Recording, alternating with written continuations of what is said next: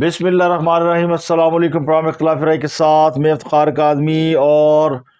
Pakistan Peoples party کے chairman Asif Ali Zardari دوسری بار پاکستان کے صدر منتخب ہو گئے ہیں۔ الیکشن کمیشن کے مطابق آصف علی زرداری نے 411 ووٹ حاصل کیے۔ ان کے مد مقابل امیدوار محمود خان اشکزئی 181 ووٹ حاصل کر سکے۔ اتوار کی شام صدر آصف علی زرداری صدر کے عہدے کا حلف اٹھائیں گے اور justice Qazi Faez Isa chief justice of Pakistan ان سے ان کے عہدے کا حلف لیں گے۔ الیکشن کمیشن کے مطابق الیکٹورل کالج میں 1185 نشستیں ہیں، 92 نشستیں خالی ہیں، 1093 ووٹر نے حصہ لیا اور 1044 ممبران کے ووٹ ڈالے گئے اور 1035 ووٹ درست قرار پائے۔ تو پشتونخوا ملی عوامی پارٹی کے سربراہ محمود اشکزئی نے اس حوالے سے صدر کو مبارکباد دی ہے اور کہا ہے کہ صدارتی الیکشن میں پہلی مرتبہ ایسا ہوا کہ کوئی ووٹ نہ خریدا گیا نہ بیچا گیا۔ تو اس الیکشن کے حوالے سے دونوں طرف سے اطمینان کا اظہار کیا گیا ہے۔ تو پریزیڈنٹ الیکشن میں دھاندلی کا کوئی شور و غوغا نہیں مچا، لیکن یہ جیت کس کو ہضم نہیں ہوتی؟ کہنے والے کہتے ہیں کہ کتے کو کھیر ہضم نہیں ہوتی اور حاسدین کو جیت ہضم نہیں ہوتی۔ تو کس کو یہ جیت ہضم نہیں ہوئی وہ آپ کو بتائیں گے، لیکن اس سے پہلے کچھ اور خبریں آپ کو بتا دیتے ہیں۔ ان میں سے ایک عام خبر یہ ہے کہ صحافی اور اینکر اور یوٹیوبر اور پی ٹی آئی کے ایمرجنگ لیڈر عمران ریاض صاحب بالآخر رہا ہو گئے، اور کل ہی انہوں نے دعویٰ کیا تھا کہ ان کو یہ دھمکیاں مل رہی ہیں کہ اگر انہوں نے ہماری بات نہ مانی، یعنی جن لوگوں نے انہیں قید میں رکھا ان کی بات انہوں نے نہ مانی، ان پہ نئے مقدمات بنائے جائیں گے، ان کے خلاف جو ہے وہ کئی اور مقدمات تیار کیے جا رہے ہیں۔ تو یہ ساری انہوں نے کل ایک داستان سنائی اپنے وکیل کے ذریعے میڈیا کو، لیکن آج وہ عدالت سے ضمانت پر آرام سے رہا کر گھر پہنچ چکے ہیں، جس سے لگتا ہی ہو کہ کل جو انہوں نے کہانی سنائی تھی وہ بھی کہانی تھی، اور وہ بھی اس طرح کا جھوٹ تھا جو اس سے پہلے وہ جھوٹ گھڑتے رہتے ہیں۔ تو یہ جھوٹ گھڑنے کی روایت اور نفرت اور زہر پھیلانے کی جو روایت ہے اور زہر فیڈ کرنے کی جو عادت ہے وہ میں آپ کو بتاؤں گا کہ اس کا کیا اثر آ رہا ہے، ہو کیا رہا ہے۔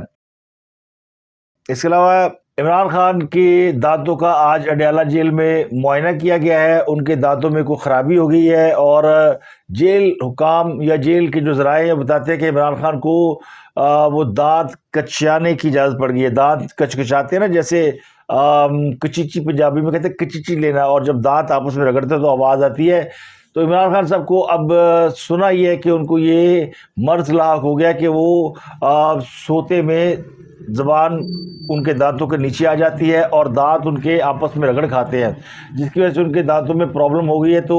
اسپیشلی دانتوں کے ڈاکٹر کو بلا کر ان کے دانت چیک کرائے گئے ہیں۔ یہ دانتوں کے ڈاکٹر عارف علوی نہیں تھے، بلکہ کسی اور ڈاکٹر کو بلایا گیا جو ان کے اس سے پہلے دانت چیک کرتے رہتے ہیں۔ ویسے تو عارف علوی صاحب فارغ ہی ہیں، اور بعض رائے کہہ رہے ہیں کہ وہ بھی پاکستان سے باہر جانے کی تیاری کر رہے ہیں۔ ان کو خدشہ یہ کہ ان کے خلاف جو ہے وہ مقدمات کا آغاز نہ ہو جائے، اور کچھ لوگ تو کہتے ہیں کہ وہ چلے گئے، لیکن میری اطلاع تھی کہ ابھی پاکستان میں ہیں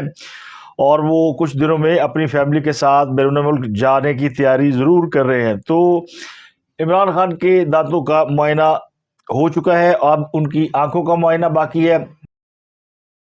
اور تحریک انصاف نے اتوار کے روز احتجاج کی کال دے رکھی ہے۔ اور اس حوالے سے تحریک انصاف کے جو مختلف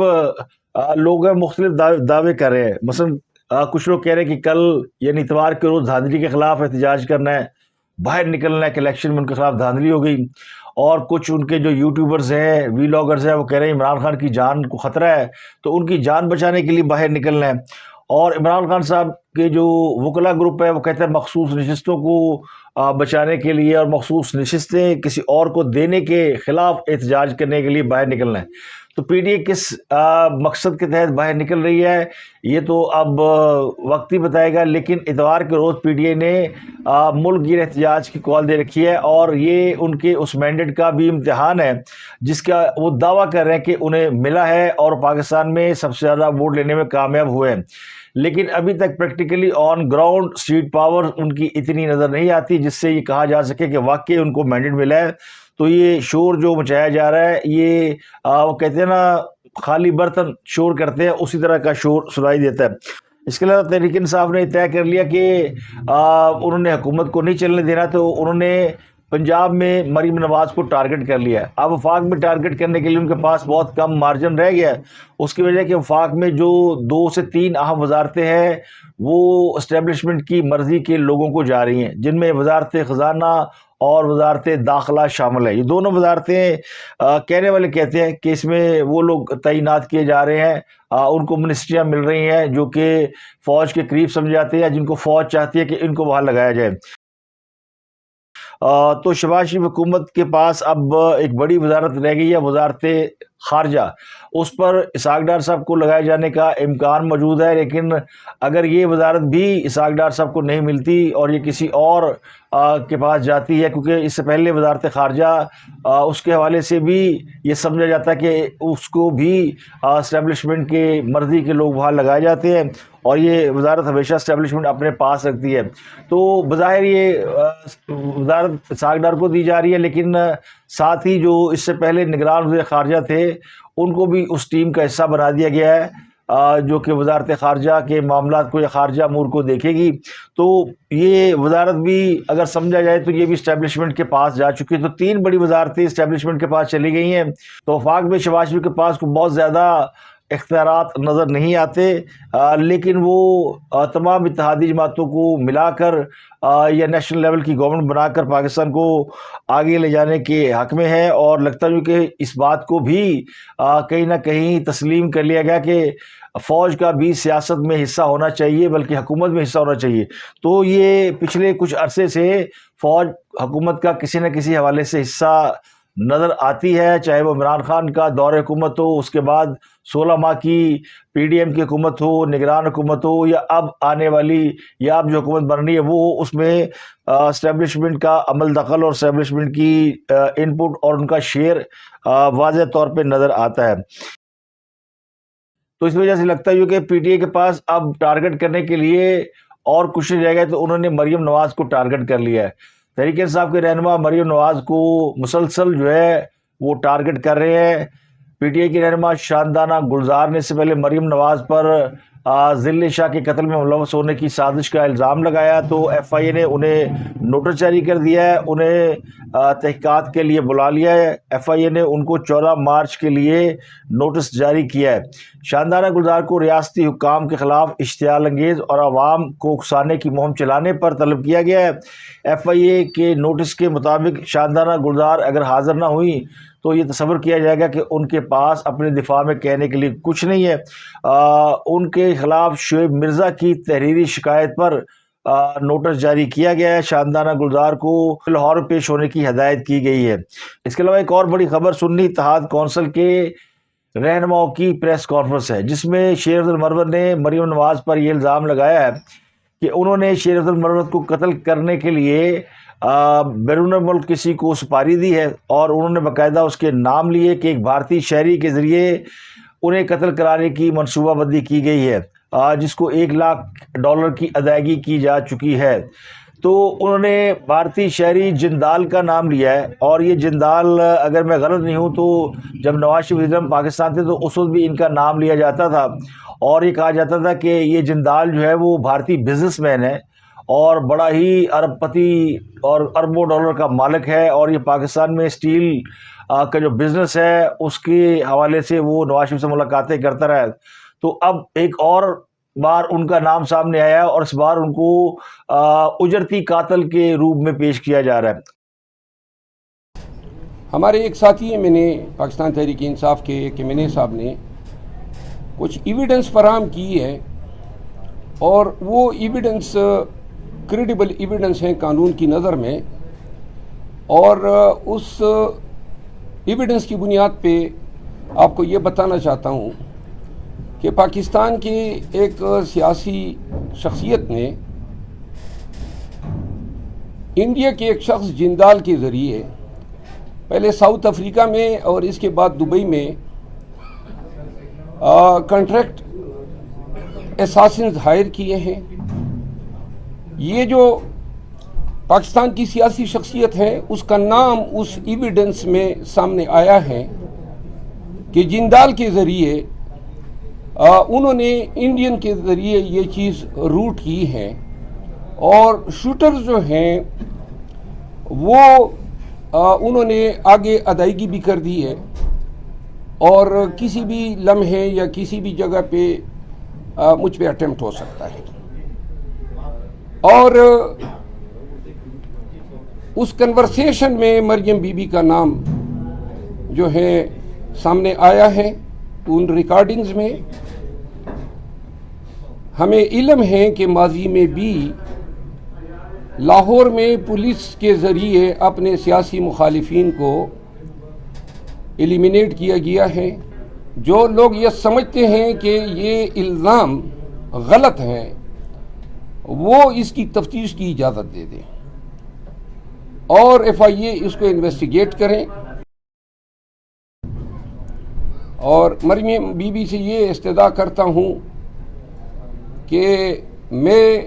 میرا خاندان ہم ہمیشہ سے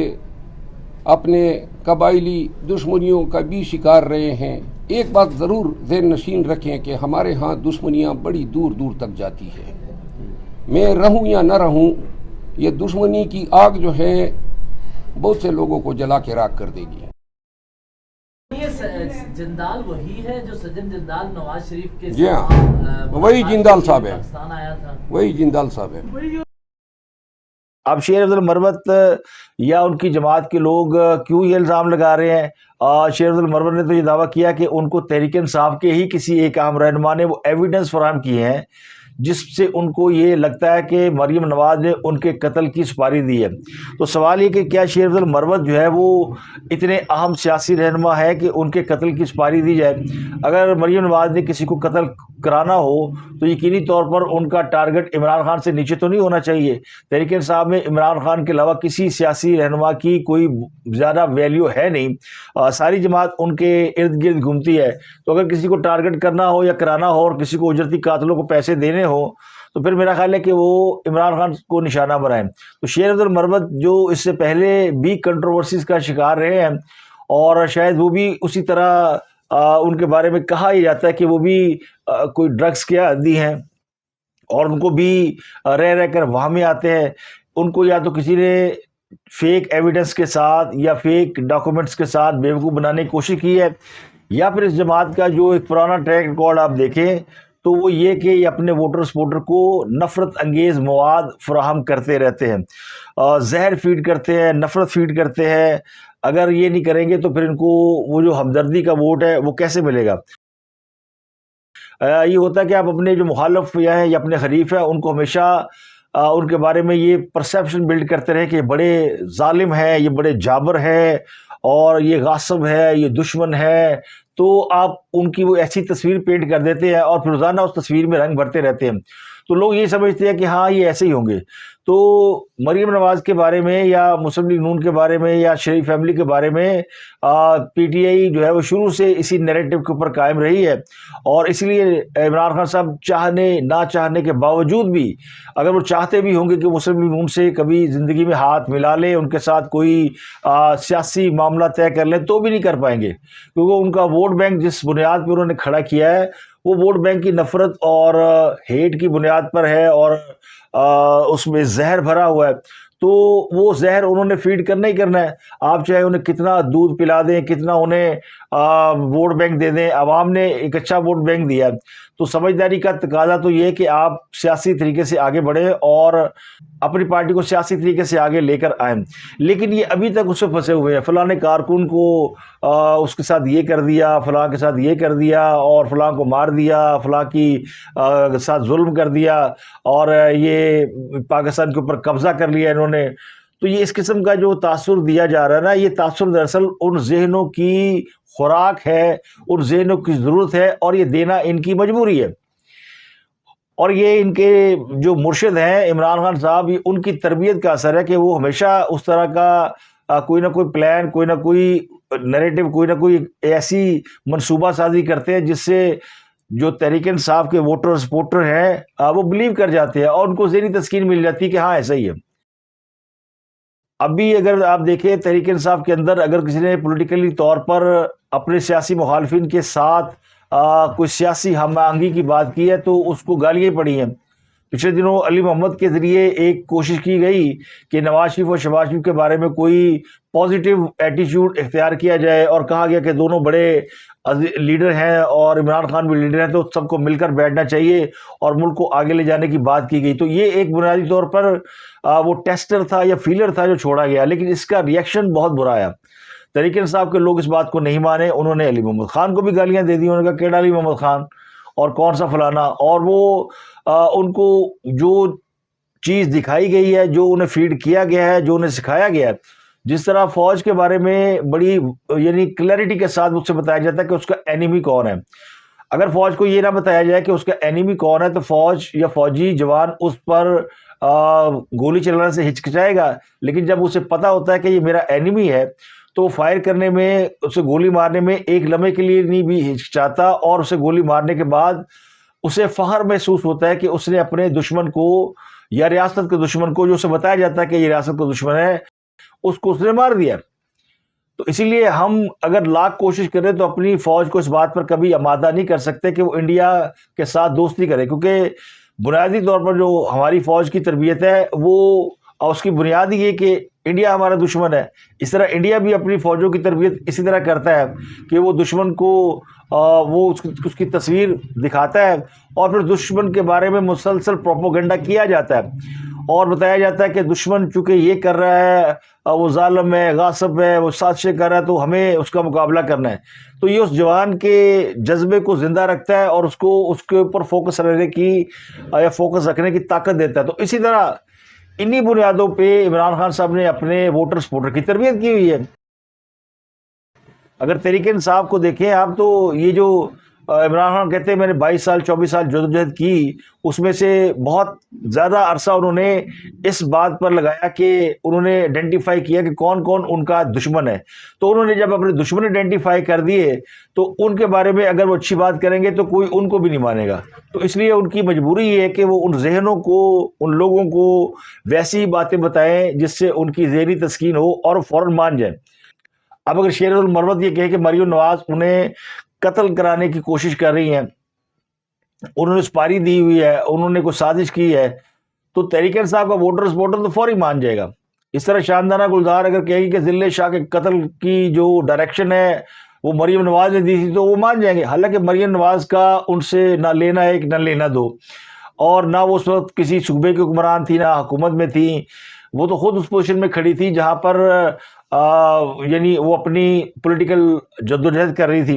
تو اس طرح کی جو چیزیں ہیں نا، یہ اپنے مخالفین کے بارے میں، اپنے دشمن کے بارے میں فیڈ کرنا ان کی مجبوری ہوتی ہے. تو مجھے یہ لگتا ہے کہ جو شیر المروت والی کہانی ہے یہ اسی سلسلے کی ایک کڑی ہے. اور اسی طرح ایک وہ کمشنر راولپنڈی بھی سامنے آیا تھا جس نے آ کر کہہ دیا کہ جی دھاندلی ہوئی ہے، اور میں اس بات کا یعنی اوت دیتا ہوں، خلف اٹھاتا ہوں کہ میں نے 3 اضلاع کے اندر دھاندلی کرائی اور 13 سیٹیں میں نے پی ٹی آئی کو جو ہے وہ جن کو جو جیتی ہوئی تھی ان کو شکست میں بدلا. تو وہ کدھر گیا الیکشن؟ لیکن اس کے اس بیان کو تحریک انصاف کے لوگوں کو بڑی اس میں یعنی پذیرائی ملی، کیونکہ ان کے مطلب کی بات تھی. تو یہ مجھے لگتا ہے کہ یہ والا جو زہر ہے یہ ریاست کو بہت زیادہ کمزور کر رہا ہے، اور یہ کمزور کرتا رہے گا، کیونکہ جب تک اس جماعت کی ڈائریکشن درست نہیں ہوگی اور جب تک انہیں یہ سمجھ میں نہیں آئے گی کہ پاکستان میں رہنے والے تمام لوگ جو ہے ان کے سیاسی اختلاف ہو سکتے ہیں، ان کے نظریاتی اختلاف ہو سکتے ہیں، لیکن ان کے اس قسم کے اختلاف نہیں ہو سکتے کہ ایک دوسرے کی جانیں لینے کے در پہ ہوں یا ایک دوسرے کے خلاف قتل کی سازشیں کریں. پاکستان میں بھی اگر آپ دیکھیں جب بھی الیکشن ہوتا ہے یا کوئی بھی سیاسی عمل ہوتا ہے تو لوگ ایک دوسرے کے اوپر بندوقیں لے کر نہیں کھڑے ہو جاتے. اور الیکشن ڈے بھی آپ دیکھیں 2024 کا الیکشن دیکھ لیں کہ پورا دن لوگوں نے کس طرح سیاسی اختلافات کے باوجود جا کے ووٹ ڈالے. لیکن اس بات کو اگر مسلسل کیا جائے گا اور مسلسل اس بات کو، اس نیریٹو کو بلڈ کیا جائے گا کہ ریاست جو ہے وہ یرغمال ہے، وہ کسی اور کے ہاتھوں میں ہے، اور الیکشن میں بھی دھاندلی ہو گئی ہے اور ہمیں اتنا ووٹ مل گیا تو اس کے باوجود دھاندلی ہو گئی ہے، تو یہ پھر اس کا مطلب یہ کہ آپ مسلسل ریاست کی جڑوں کو کھوکھلا کر رہے ہیں، کمزور کر رہے ہیں. تو اس کو میرا خیال ہے ایڈریس کرنے کی ضرورت ہے، اور شیر المروت کو تو فوری طور پہ گرفتار کرنا چاہیے. اگر آپ گرفتار نہیں کر سکتے تو ان کو تحویل میں لیں تاکہ وہ جو ایویڈنس وہ لے کر بیٹھے ہیں ان کو سامنے لایا جائے, ان کا فرانزک کیا جائے. اب وہ چاہتے تو یہی ہے کہ ایسا کیا جائے اور تاکہ جو حکومت ہے وہ ان کاموں میں الجھ جائے. ویسے تو ایک میری تھیوری یہ ہے کہ ایسے لوگوں کو تو پاگل خانے بھیجنا چاہیے. ان کو یعنی چونکہ یہ مینٹل کریکٹر ہے اور ان کی جو سوچ ہے, خود علوی صاحب کی جب اہلیہ خاتون اول تھی یعنی صدر پاکستان کی بیگم تھی, تو انہوں نے ایک سیمینار میں تقریر کرتے ہوئے بتایا تھا کہ پاکستان میں 24% لوگ جو ہے وہ ذہنی مرضوں کا شکار ہیں اور وہ معاشرے میں کھلے گھوم رہے ہیں اور آئیڈینٹیفائی ہو جاتے ہیں لیکن ان کا کوئی علاج نہیں کراتا, ان کو پکڑتا نہیں ہے. تو اتنا خطرناک معاشرہ تو ہے کہ یہاں پہ ذہنی امراض کی تعداد بڑی زیادہ ہے اور پھر ان ذہنی مریضوں کو اس قسم کی چیزیں جب بتائی جاتی ہیں تو پھر وہ 6 فٹ اچھلتے ہیں. یہی کام جو ہے وہ شاندانہ گلزار نے کیا, اور شاندانہ گلزار نے بھی ایک ایسی آڈیو کے بارے میں مریم نواز پر الزام لگایا جو آڈیو آج کی نہیں ہے, وہ کافی مہینوں پرانی ہے, لیکن اس کو بھی آج سے جوڑ کر کوشش کی گئی اور پھر جب وہ نہیں جڑی تو پھر اس کو کسی اور قتل سے جوڑنے کی کوشش کی گئی. تو یہ اس قسم کی جو کہتے ہیں نا, ایک تو بنیادی بات یہ ہوتی ہے کہ اگر آپ میں ٹرسٹ ڈیفیسٹ ہو, ٹرسٹ ڈیفیسٹ کا بھی ایشو نہیں ہے, یہ کوئی ایسا ایشو نہیں کہ جس میں اعتماد کا فقدان ہے. یہ پرابلم یہ کہ آپ نے جو اپنی عمارت ہے اس کی بنیاد جو ہے وہ غلط رکھ دی ہے, تو اس عمارت کو اب سیدھا کرنا بڑا مشکل ہوا. یا تو اس کی بنیاد گرائی جائے, اس کو درست کیا جائے. تو عمران خان صاحب سے یہ تو کی نہیں جا سکتی کہ وہ سیدھا راستہ اختیار کریں, اس معاملے کو حل کریں. ان کے پاس تو ایک ہی آپشن ہے, 1 پوائنٹ ایجنڈا کی حکومت انہیں دے دیں اور حکومت ان کا حق ہے, اور اگر وہ حکومت میں آ جائیں گے تو پھر ساری باتیں ٹھیک ہے. لیکن اگر آپ کو یاد ہو تو عمران خان صاحب جب حکومت میں تھے تب بھی وہ حکومت نہیں کر رہے تھے, وہ اپنے سیاسی مخالفین کو ہی رگڑ رہے تھے. اور وہ میں نے آپ کو بتایا کہ مجبوری ہے کہ انہوں نے وہ زہر جو ہے وہ بھرنا ہوتا ہے. جب تک وہ زہر کے ٹیکے نہیں لگائیں گے ان کا ووٹ بینک نہیں رہے گا, اور زہر کے ٹیکوں کا اثر یہ ہے کہ ان کو ہمدردی کا ووٹ ملتا ہے, ان کو کارکردگی کا ووٹ تو ملتا نہیں ہے. کارکردگی نام کی تو کوئی چیز ہے نہیں. تو یہ اپنا نیریٹو صرف میڈیا کو بیچتے ہیں اور میڈیا کے ذریعے عوام کو گمراہ کرتے ہیں. تو اب تک کے لیے اتنے ہی. آپ سے ملاقات ہوتی ہے اگلے ولاگ میں. اپنا گرد و نواح کے لوگوں کا بہت خیال رکھیے گا.